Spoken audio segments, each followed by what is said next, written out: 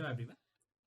सो इस लेक्चर में हम लोग एक प्रॉब्लम को डिस्कस करेंगे जो कि रिएक्शन से रिलेटेड है। जो मैंने लास्ट लेक्चर आपका लिया था उसमें मैंने आपको आयल ड्रॉ करना सिखाया था reaction at point B A के लिए और reaction at point B B के लिए, और उसको यूज करके कैसे मैं vertical reaction at point A निकाल सकता हूं और कैसे मैं वर्टिकल रिएक्शन बी पॉइंट पे निकाल सकता हूं। आज हम उसकी बात करने वाले हैं। अब मैं आपको ये बता दूं कि इससे पहले अगर मैं आपको ये बीम देता और मैं आईडी की बात नहीं करता और मैं आपको ये बीम देता और मैं बोलता अब ये ए पॉइंट पे रिएक्शन बताओ, तो क्या करते आप? ए पॉइंट पे रिएक्शन अगर मैं पूछता आपसे तो आप बी के अबाउट मूवमेंट ले लेते। डिटर्मिनेंट स्ट्रक्चर है, इक्विलिब्रियम की कंडीशन से सॉल्व हो जाएगा। तो आप क्या करेंगे? बी के अबाउट मूवमेंट ले लेते, बी घूमेगा क्लॉकवाइज, 100 घूमेगा एंटी क्लॉक, फिर 50 घूमेगा एंटी क्लॉक, 200 इंटू ये डिस्टेंस करते, इक्वेट कर से जीरो से वी निकल जाएगा। अब देखिएगा निकाल के, लास्ट में आपसे कंपेयर भी करके देखिए। वी निकालना है तो एंटी क्लॉक वी इंटू ये डिस्टेंस हो जाती, फिर क्लॉक 200, 50, 100 इंटू डिस्टेंस करके आप वी निकाल लो। नॉर्मल मेथड तो वो होती है। लेकिन अगर मैं आपको ये बोलूं कि आप मुझे इसको इन्फ्लुएंस लाइन से कैलकुलेट करके बताइए कि रिएक्शन एट पॉइंट बी क्या होगी और बीवी क्या होगी, तो उसको कैसे निकालेंगे इस ग्राफिकल मेथड का यूज करके, अब हम उसकी बात करने वाले। तो जब भी आपको रिएक्शन एट पॉइंट ए निकालनी है और आपके पास कोई स्टैटिक लोडिंग दी है, जैसे यहाँ पे ये स्टैटिक लोडिंग थी, अभी मूविंग लोडिंग के बाद हम इसके बाद में बात करें। स्टैटिक लोडिंग है, ये 100 लगा है, 50 लगा है, 200 अपनी पोजीशन पे लगे। तो इसके लिए अगर आपको रिएक्शन निकालनी है तो इसको रिएक्शन निकालने के लिए क्या करेंगे? सबसे पहले आपको ये रिएक्शन निकालनी है ये पॉइंट पे वी ए, और इस पॉइंट पे जो रिएक्शन निकालनी है वो क्या निकालनी है? वीबी। तो आप सबसे पहले क्या करिए? सबसे पहले आप यहाँ पे इसका आईएल ड्रॉ कर दीजिए। सबसे पहले वीए के लिए कर दीजिए। सबसे पहले इन्फ्लुएंस लाइन फॉर वीए, वीए के लिए कर दीजिए। ठीक, और वीए के लिए मैंने क्या बताया था कि जब x इक्वल 0 होगा तो वीए अपना मैक्सिमम 1 होगा, और उस कंडीशन में वीवी क्या होगा? वीवी आपका होगा 0। तो ये वैल्यू बचाएगी आपकी 1 ए पॉइंट पे, और बी पॉइंट पे आपकी ये रहेगी 0। और फिर आप यहां पे ड्रॉ कर दीजिए सेकंड पे आई एल फॉर वीवी। वीवी के लिए आप आई एल कैसे ड्रॉ करेंगे? तो इसके लिए भी एक रेफरेंस लाइन लीजिए, और इसके लिए मैंने क्या बताया था कि एक्स इक्वल एल हो जाएगा, तो ये आपका बी मैक्सिमम हो जाएगा 1 के बराबर, और ये आपका क्या रहेगा? 0 रहेगा। तो ये वीवी के लिए आई एल ड्रॉ करें। ये पॉइंट है, ये बी पॉइंट। तो सबसे पहला काम होगा कि अगर आपको कोई बीम दिया है और आपसे रिएक्शन पूछी गई है और स्टैटिक लोडिंग है, तो सबसे पहले क्या कीजिए? आईएल वीए के लिए ड्रॉ कर दीजिए और वीवी के लिए ड्रॉ कर दीजिए। तो वीए के लिए मैंने आपको बताया था कि यहाँ पे एक्स इक्वल 0 होगा तो ये मैक्सिमम होगा और ये 0 हो जाएगा उस केस में, और एक्स इक्वल एल होगा तो ये मैक्सिमम हो जाएगा और ये 0 हो जाएगा उस केस में।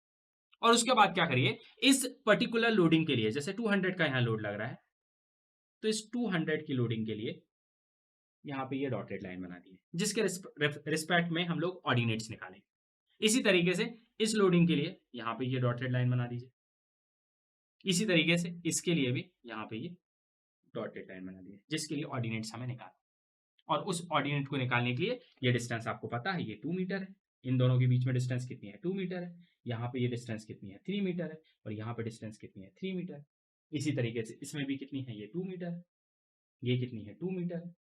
ये कितनी है? 3 मीटर है। और ये भी कितनी है? 3 मीटर है। ये डिस्टेंस यहाँ पे मेंशन कर दीजिए। साथ में ये पॉइंट आपका कौन सा है?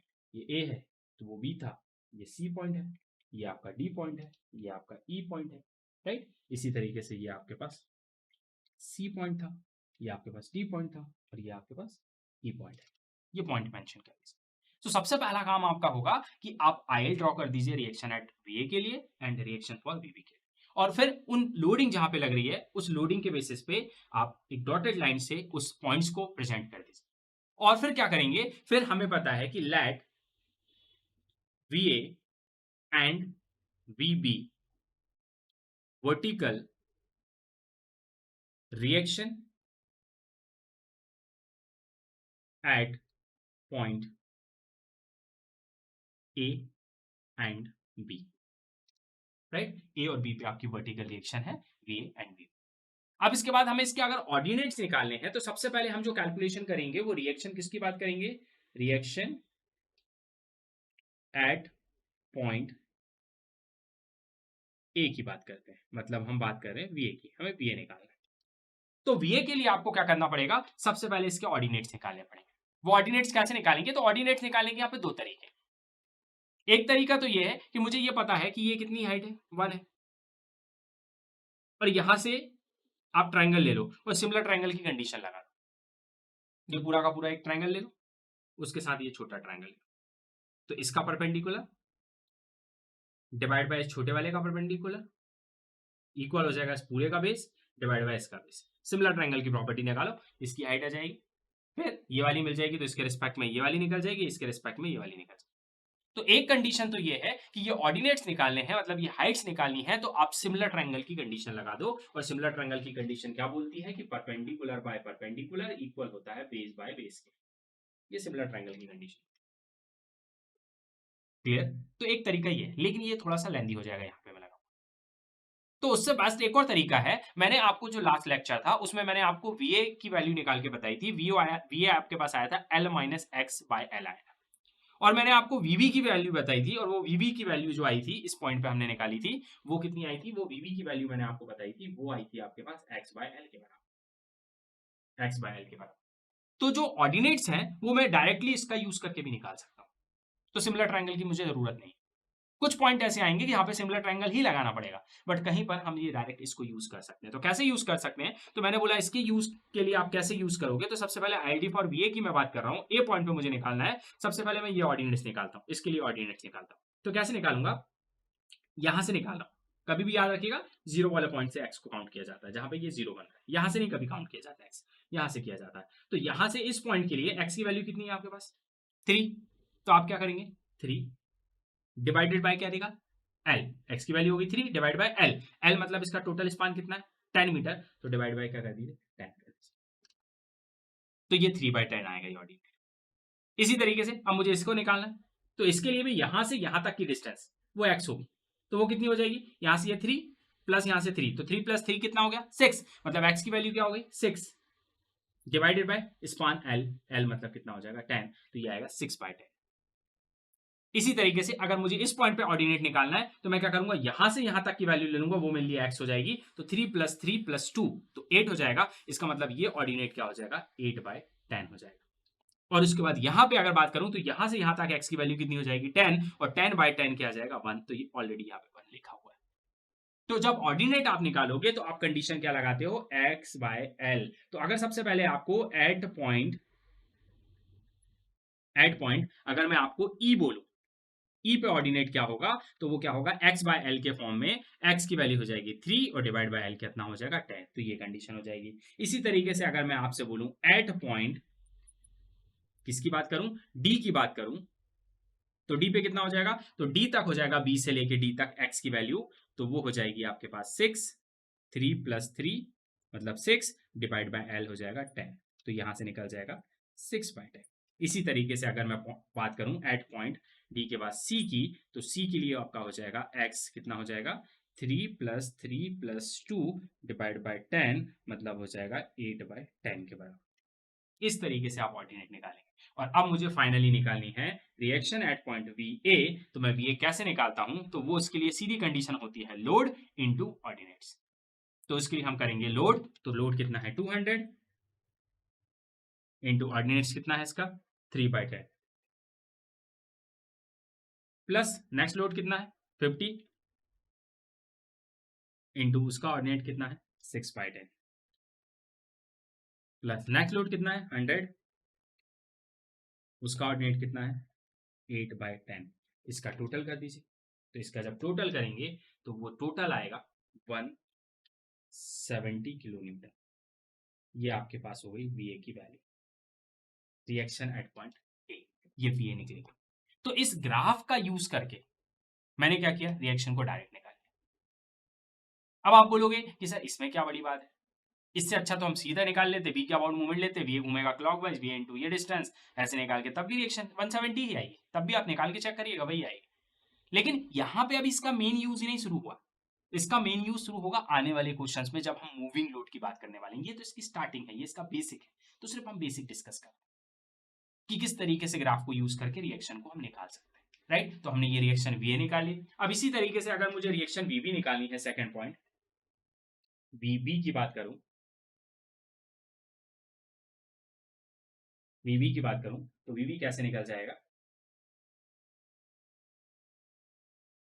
VB इक्वल, सबसे पहले मुझे इसके ऑर्डिनेट्स निकालने पड़ेंगे। तो ऑर्डिनेट कैसे निकालूंगा, तो मैंने बोला कि इसके ऑर्डिनेट कहां से, मैंने बोला था कि इसके जो आप एक्स लोगे वो कहां से लोगे, जीरो वाले साइड से लोगे, यहां से एक्स मेजर किया जाता है, जो एक्स मेजर किया जाता है वो कहां से किया जाता है, इस तरफ से। लेकिन जब इस वाले डायग्राम में आएंगे और इसका आयल जो देखना है वो कहां से शुरू हो रहा है, वो जीरो इसका यहाँ, इसका मतलब इसका एक्स कहां से मेजर होगा, यहां से मेजर होगा, वहां से मत ले लीजिएगा नहीं तो पूरा गलत आएगा। तो इसका x मतलब कहां से मेजर होगा, यहां से होगा, तो यहां से जब मेजर करोगे तो कितना हो जाएगा, सबसे पहले x by L C point के लिए, तो x की वैल्यू कितनी है 2, तो ये होगा 2/10 के बराबर। इसी तरीके से अगर मैं इसकी बात करूं तो ये कितना हो जाएगा 4/10 के बराबर, और इसकी बात करूं तो ये कितना हो जाएगा 7/10 के बराबर, और ये क्या हो जाएगा 10/10 के बराबर, मतलब 1। और कैसे किया, तो इसके लिए भी मैंने कंडीशन वही लगाई वीवी के लिए। सबसे पहले मैं ऑर्डिनेट की बात कर रहा हूं, तो ऑर्डिनेट की बात करूं तो मैंने कंडीशन वही लगाई है x बाय एल। सबसे पहले एट पॉइंट,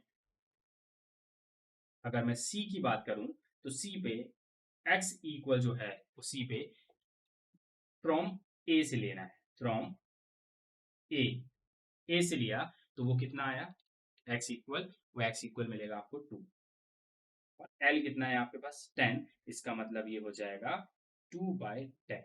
और मैं इसको क्या लिख सकता हूँ, 2/10 को मैं क्या लिख सकता हूँ, 2 1 2 और 2 5 10, मतलब 1/5 भी मैं इसको लिख सकता हूँ, राइट। इसी तरीके से अगर मैं बात करूं एट पॉइंट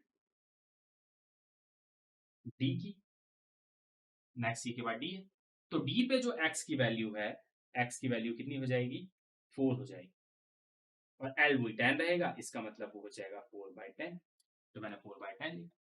इसी तरीके से अगर मैं ई की बात करूं, पॉइंट ई, तो ई पे ये हो जाएगा 3 और ऐड हो जाएगा, मतलब ये हो जाएगा 7/10, राइट। इसी तरीके से लास्ट पे 10/10 हो जाएगा। अब मुझे वी वी निकालनी है, vertical reaction at point V, तो इसका मतलब मैं क्या करूं, 100 इंटू ये ऑर्डिनेट प्लस 50 इंटू ये ऑर्डिनेट प्लस 200 इंटू ये ऑर्डिनेट कर देता हूं। तो सबसे पहले मैं करता हूं 100 इंटू, फर्स्ट जो ऑर्डिनेट निकले थे वो 2/10 निकला था, प्लस 50, सेकंड जो ऑर्डिनेट निकला था वीवी के लिए वो 4/10 निकला था, प्लस 200 इंटू थर्ड जो ई पे ऑर्डिनेट निकला था वो 7/10 निकला था। तो अगर मैं इसका टोटल करता हूं तो वर्टिकल रिएक्शन एट वीबी मुझे मिलेगी, और वो वर्टिकल रिएक्शन जो आ रही है मेरी, वो आ रही है 180 किलो न्यूटन के बराबर। इस तरीके से मैं आयल का यूज करके, इन्फ्लुएंस लाइन का ग्राफ का यूज करके vertical reaction at point A निकाल सकता हूं और vertical reaction at point B निकाल सकता हूं।